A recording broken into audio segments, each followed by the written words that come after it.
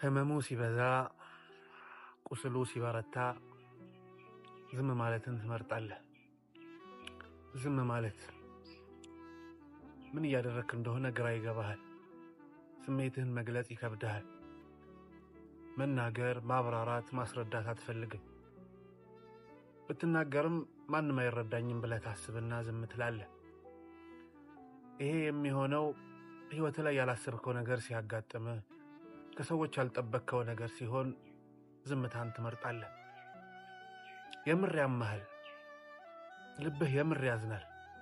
የእውነቱን ሐዘን ውስጥ ትገባለህ። ግና ከዚህም ጋር ግን መናገር አትፈልግም። ምንም ማለት አያስደስትህም።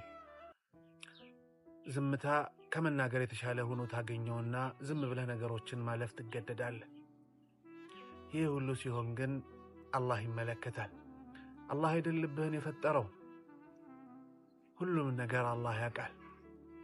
ህመሙን ውስጡ ያለውን በሙሉ አላህ እያንዳንዱን ነገር ይመለከታል። አላህ ያውቃል። አላ ያዕለሙ መን ኸለቀ ወሁወ ለጢፉል ኸቢር። የፈጠረውን አያውቅምን ይላል አላህ። አዎ የፈጠረውን ያውቃል።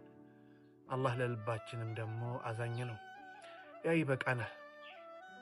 ከዚያ ውጪ ወዳጄ አንዳንድ ሰዎች አሉ ሳትናገር ይረዱሃል። እነዛን ሰዎች ፈልገህ ለማግኘት ሞክር። ከአላህ ቀጥሎ እነሱ አለ።